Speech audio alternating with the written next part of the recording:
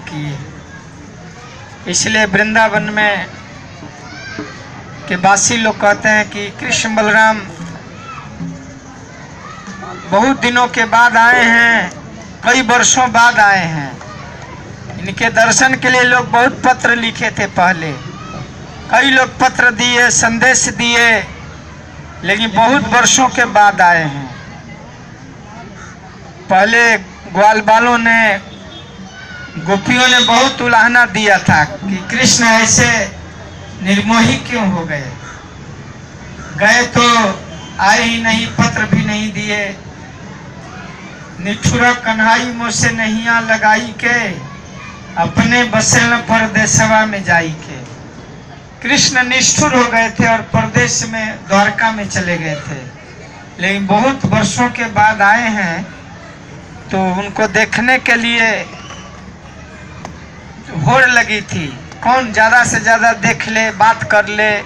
सब लोग नज़दीक जाकर पूछ रहे थे, हाउ आर यू, आप कैसे हैं, कहाँ थे, क्यों इतना विलम्ब करके आए। तो कहे विलम्ब के लिए, जैसे एयरपोर्ट में आता है ना या स्टेशन में, देर के लिए खेद है। कृष्ण बलराम कहे कि मैं आप लोगों के भावनाओं का कद्र नहीं किया, बहुत विलम्ब हुआ, इसके लिए हम खेद प्रकट करते हैं।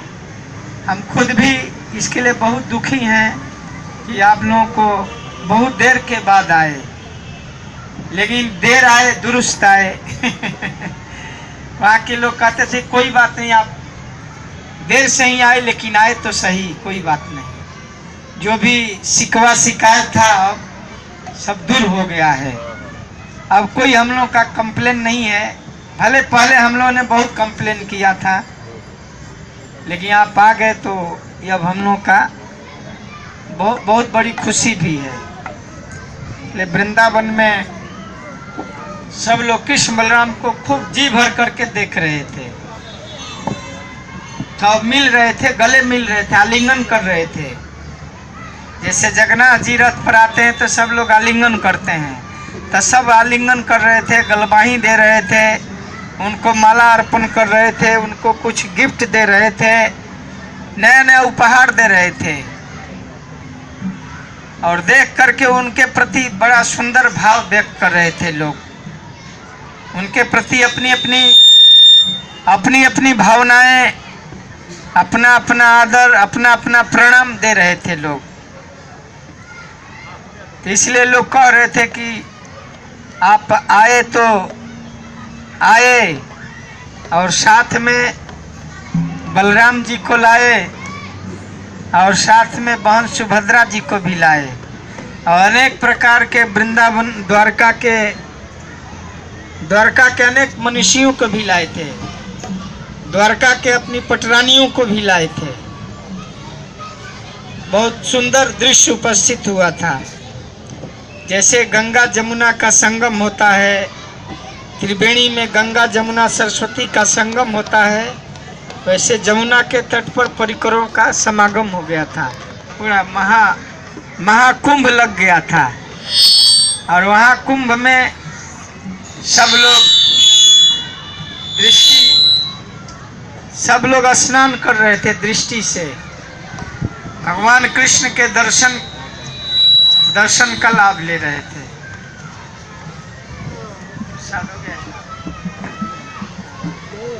तो बहुत बहुत धन्यवाद। आप लोगों ने रथ यात्रा का आयोजन किया है और 7 दिन कथा का भी आयोजन किया है, तो बहुत परिश्रम किए हैं आप लोग। रात दिन जागरण करके, धन संग्रह करके, और बहुत अधिक परिश्रम करके आप लोगों ने यह आयोजन किया है। तो आप लोग वास्तव में जगन्नाथ के कृपा के आप अधिकारी हैं, और श्रील प्रभुपाद जी के मिशन में जगन्नाथ रथ यात्रा का जो आयोजन है, यही प्रचार का सबसे सर्वोत्तम तरीका है। श्रील प्रभुपाद जी ने पूरे विश्व में जगन्नाथ जी को ले गए हैं। जो जगन्नाथ जी केवल उड़ीसा में थे, जगन्नाथ जी को वास्तव में जगत नाथ, मतलब जगत के नाथ हैं, तो इसको चरितार्थ जो है प्रभुपाद जी की है, पूरे जगत में ले गए। जगतनाथ हैं, लेकिन पूरे विश्व में नहीं गए थे। लेकिन प्रभुपाद जी उनको जगन्नाथ नाम जो है सार्थक कर दिया। प्रभुपाद जी रथ यात्रा पूरे विश्व में निकाल करके हर जगह जगन्नाथ जी को जगन्नाथ के रूप में स्थापित कर दिया। नहीं तो केवल उड़ीसा में ही जगन्नाथ जी थे। तो जगन्नाथ जो भगवान का नाम है सार्थक कैसे हुआ, इसलिए प्रभुपाद जी ने सार्थक किया कि हर विश्व के हर देश में, हर शहर में जगन्नाथ की रथ यात्रा निकल रही है। बल्कि मुंबई में हर हफ्ते कहीं न कहीं रथ यात्रा निकलती है। मुंबई के किसी न किसी उपनगरों में जगन्नाथ का रथ यात्रा निकलते रहता है। उसी तरह भारतवर्ष में कितने नगर हैं, विश्व में प्रतिदिन कहीं न कहीं रथ यात्रा निकलती है। तो यह श्रेय जो है श्रील प्रभुपाद जी को जाता है कि श्रील प्रभुपाद जी ने पूरे विश्व में इस तरह से जगन्नाथ रथ यात्रा का आयोजन किया है। तो जगन्नाथ जी आपके भक्ति को स्वीकार करते हुए इस तरह से यहाँ पर पधारे हैं। आप लोगों के प्रेममयी अभिलाषा से जगन्नाथ जी आप लोगों के भक्ति का और वर्धन करेंगे कि प्रति वर्ष आप लोग इसी तरह से जगन्नाथ रथ यात्रा का आयोजन कीजिए, कथा का आयोजन कीजिए और खूब भक्ति का प्रचार हो और घर घर में, जन जन में गीता का ज्ञान हो। हर लोग गीता पढ़ें और जप करें और अपने आसपास के वातावरण को वृंदावन के वातावरण में बदलें। हर घर मंदिर हो। प्रभुपाद जी की इच्छा कि हर घर जो है मंदिर होना चाहिए, मंदिर जैसा वातावरण होना चाहिए और हर घर के लोग जो है मंदिर जैसा विधि का पालन करें। 4 नियम पालन करें, 16 माला जप करें और घर में भगवान की अर्चा पूजा करें, भोग लगाएं तो घर मंदिर हो जाएगा। मंदिर में हर रोज जाना संभव नहीं है, लेकिन घर में ही मंदिर का कार्यभार करेंगे तो मंदिर हो जाएगा। ऐसे शरीर भी हमारा मंदिर है। ये भगवान परमात्मा रूप से हर शरीर में निवास करते हैं। शरीरम हर मंदिरम, भगवान हृदय, सबके हृदय में रहते हैं। हृदय से अर्जुन तिष्ठति, ते मंदिर है चलता फिरता शरीर। तो शरीर को मंदिर जैसा साफ सफाई रखना, गलत चीज़ नहीं खाना, जो भगवान को भोग लगे वही खाना, तब ये शरीर जो है सुखमय हो जाएगा।